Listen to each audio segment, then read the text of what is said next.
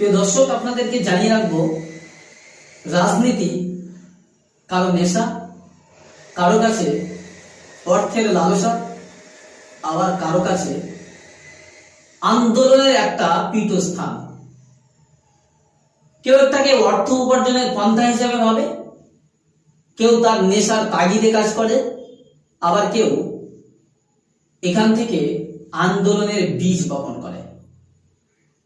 এটা প্রত্যেকটা মানুষের ক্ষেত্রে আলাদা আলাদা ভাবনা। আজকে আমরা কথা বলবো সেই রাজনীতি নিয়ে। আর আমাদের সঙ্গে রয়েছেন এনটিসিপি অর্থাৎ ন্যাশনালিস্ট তৃণমূল কংগ্রেস পার্টির দলের সহসভাপতি স্বরূপ চট্টোপাধ্যায়। প্রথমে স্বরূপদা, আপনাকে এনবিটিভিতে স্বাগত জানাচ্ছি। নমস্কার। এই মুহূর্তে প্রথমে জানতে চাইবো, কেমন আছেন? মুহূর্তে আপাতত তো সুস্থই আছি এবং ভালোই আছি, নিরাপদেই আছি। আপনারাও আশা করি সুস্থ আছেন, নিরাপদে আছেন। আমি চাই যে সকল আপনাদের দর্শকদের সবাই সাবধানে থাকুন, তারা নিজের নিরাপত্তাটা দেখুন, যেমন আমরা সবসময় করছি। স্বাস্থ্যবিধিগুলো মেনে চলুন আর সুস্থ থাকুন, নিরাপদে থাকুন। আপনাকে একটা কথা বলি, পশ্চিমবঙ্গ তথা ভারতবর্ষে অনেকগুলো রাজনৈতিক দল আছে। বড় বড় রাজনৈতিক দল, বিজেপি আছে, কংগ্রেস আছে, সিপিআইএম আছে, তৃণমূল আছে। এতগুলো রাজনৈতিক দল থাকার সত্ত্বেও এনটিসিপি এই ছোট একটি রাজনৈতিক দলের থাকার উদ্দেশ্য কি? কেন এই ছোট দলের? দেখুন, ব্যাপারটা হচ্ছে যে জাতীয়তাবাদী তৃণমূল কংগ্রেস পার্টি এনটিসিপি মূলত আমরা আমাদের ভাবনাটা যেটা হয়েছিল, যেটা নিয়ে শুরু করেছিলাম, সেটা হচ্ছে কি যে আমরা রাজনীতিতে একটা সুস্থ পরিবেশ আনতে চাই। আপনি যে বলছেন যে অনেকগুলো বড় দলে আছে, আমিও দীর্ঘ 25 বছরের ওপর রাজনীতিতে আছি, ছাত্র রাজনীতি থেকে শুরু করে। তো অনেকগুলো হয়তো সকল বড় দলেই ছিলাম, কিন্তু সেখানে যে দুর্নীতি, যে রাজনৈতিক শিষ্টাচারের অভাব, সৌজন্যতার অভাব, সেই বোধটা কোথাও যেন একটা শিক্ষিত মানসিকতায় আমাকে বাধা দিত, রুচিতে লাগতো। তো আমার মতোই আমাদের যে প্রাক্তন আগের যে সভাপতি মহোদয় ছিলেন শ্রী অমিতাভ মজুমদার, যিনি দলটা শুরু করেন, তো শ্রী অমিতাভ মজুমদার বিখ্যাত চার্টার্ড অ্যাকাউন্টেন্ট, সমাজসেবী ছিলেন, বিভিন্ন মামলা করতেন। এবং আমিও নিজের ব্যক্তিগত পেশা ছাড়াও বিভিন্ন ভাবে সমাজসেবা আর মানবাধিকারের সঙ্গে যুক্ত।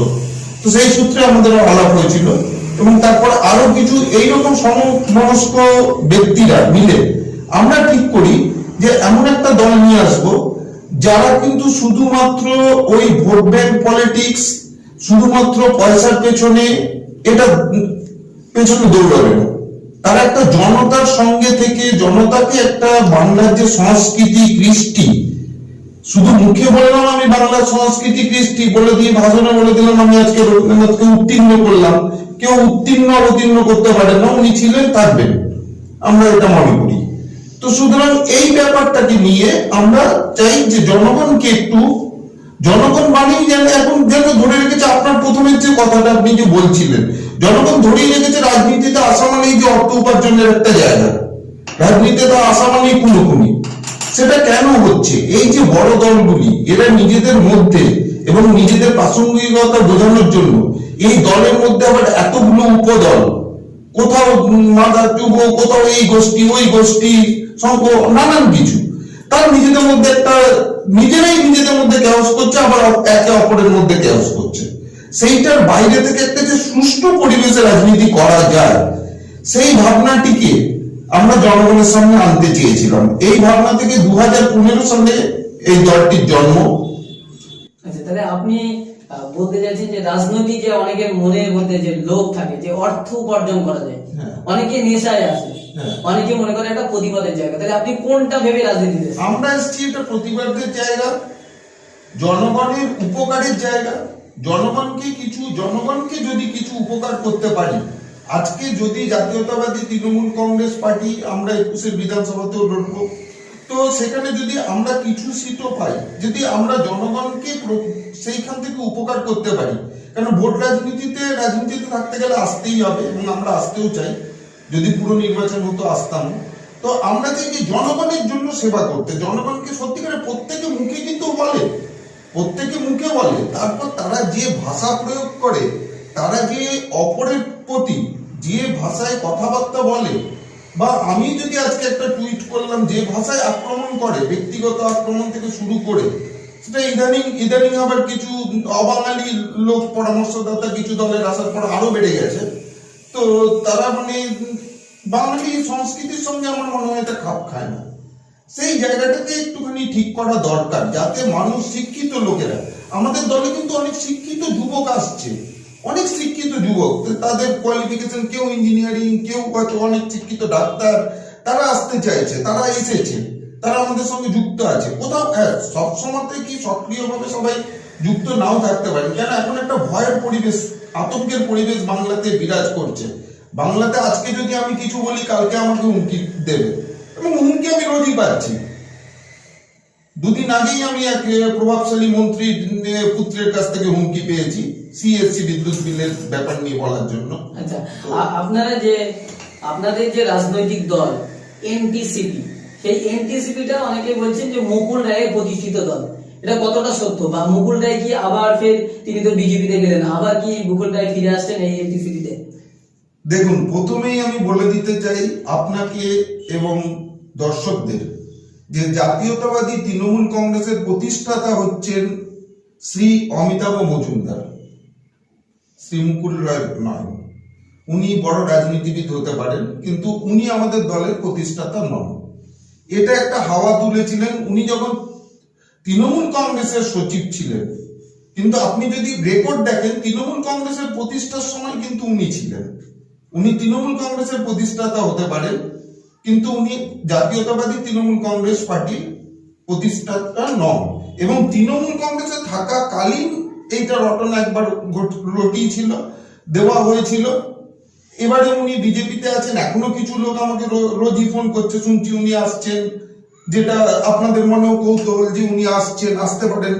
আমি সেটা বলতে পারি, যে দায়িত্ব নিয়ে বলতে পারি, যে এখনো অব্দি সেরকম কোনো কথা হয়নি।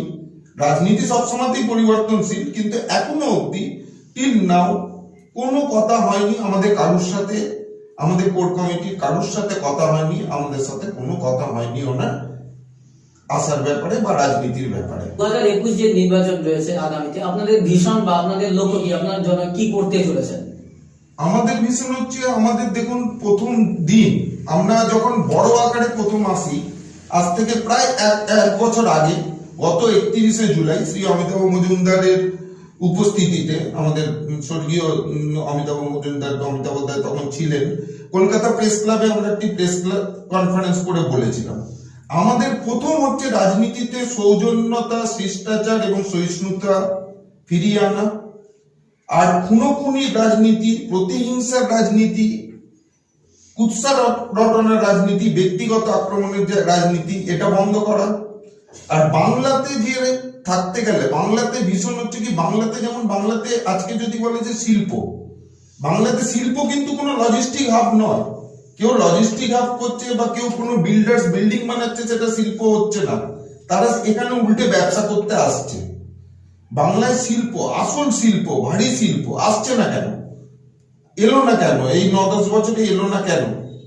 তার আগে সেই টাটাকে আটকে দেওয়া থেকে এলো না কেন? তার কারণ হচ্ছে একটা তোলাবাজি, সেই জায়গাটা। তো সেই যে জায়গাটা, যেটা আমরা সেই জায়গাটা চাইছি একটা স্পষ্ট ভাবে একটা দিশা নির্দেশ করে দিতে, যে শিল্পের জন্য একটা দিশা, বিদ্যুতের জন্য একটা দিশা। শুধুমাত্র 2.5 টাকা 3 টাকা দিয়ে বিদ্যুৎ কিনে ডিস্ট্রিবিউশন করে সেটাকে 9 টাকা দামে বিক্রি করবো, এটা নিশ্চয়ই বাংলার মানুষের সঙ্গে এটা ব্যবসা নয়। এই ধরনের প্রতারণা, ব্যবসা বন্ধ করা, তোলাবাজি, ভয় দেখানো, আর এই সিন্ডিকেট, কাটমানি যেখানে হচ্ছে সেখানে মানে যা পাচ্ছি তাই লুটে খাচ্ছি, এরকম জাতীয় জিনিসটার থেকে বাংলার মানুষকে আমরা পরিত্রাণ দিতে চাই। নতুন করে বাংলাকে সংস্কার করতে চাইছেন?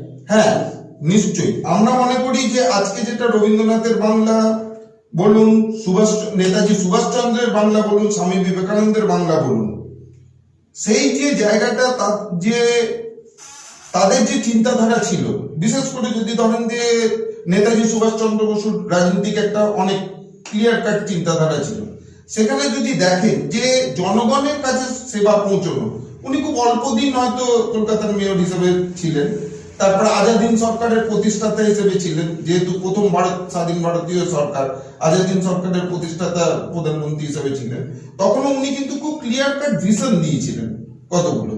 আপনি যদি সেটাকে অনুসরণ করেন তাতে দেখবেন যে জনগণের জন্য কিছু কাজ করার অনেক জায়গা রয়েছে। শুধু মুখে বললাম, ফ্যাক্টস এন্ড ফিগারে দেখালাম, সেটা কিন্তু কাজ নয়।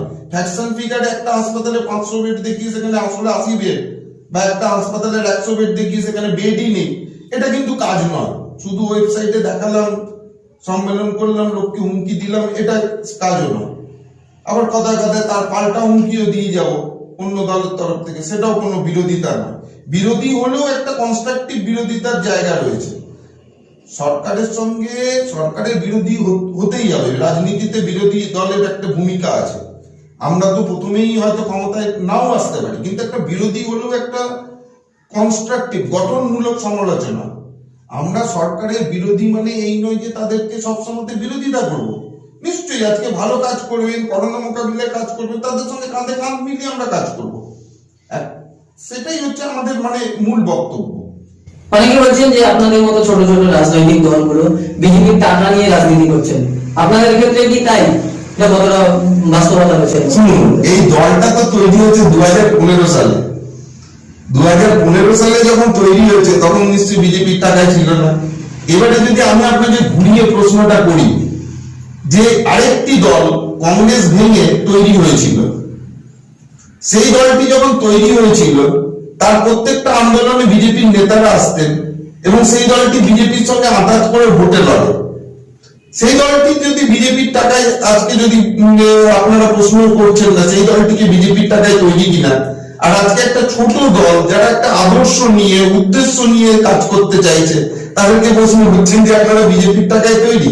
না দাদা, আমরা বিজেপির টাকায় তৈরি নই, এবং আমরা খুবই ছোট দল। আমরা নিজেদের যা অর্থ আছে সেইটা দিয়ে আমরা করতে চাই, এবং কিছু লোক আছে আমাদের যারা সাহায্য করেন, কিছু সমাজসেবামূলক তাদের মানসিকতা, তারা যদি সাহায্য করতে চায় ওয়েলকাম, অলওয়েজ ওয়েলকাম, কিন্তু তাহলে তাদেরও প্রোফাইল আমরা দেখে নেব। 2021 আগামী নির্বাচন, আগামী যে 2021 নির্বাচন রয়েছে, সেই 2021 বিধানসভা নির্বাচন নিয়ে কি ভাবছে এনটিসিপি? দেখুন, আমরা আমাদের সংগঠন বিস্তার করেছি, এখন বিভিন্ন জেলাতেও আমাদের শাখা হয়েছে, কিন্তু আপনারা জানেন যে বর্তমানে পরিস্থিতিতে আমরা কোনো প্রকাশ্য সভা করছি না, কেন আমরা ক্ষমতাসীন দল হলেও করতাম না। ক্ষমতাসীন দল একমাত্র করে যাচ্ছে, অন্যদেরকে তারা গ্রেপ্তার করছে, আর ক্ষমতাসীন হলেও আমরা করতাম না। এই পরিস্থিতিতে করা সম্ভব নয়, উচিত নয়। তো সেটা না করেও আমরা করছি, কিছু ভার্চুয়াল ছোট ছোট মিটিং করে নিয়ে আমরা সংগঠন করছি। তো 2021-এ আমরা এইটুকু বলতে পারি যে আমরা কিন্তু 2021-এ বিধানসভা, আমি এটা বলবো না কখনই যে 294টা আসনেই প্রার্থী দেওয়ার মতো জায়গায় পৌঁছেছি, কিন্তু অধিকাংশ আসনে প্রার্থী দেওয়ার মতো জায়গায় আছে।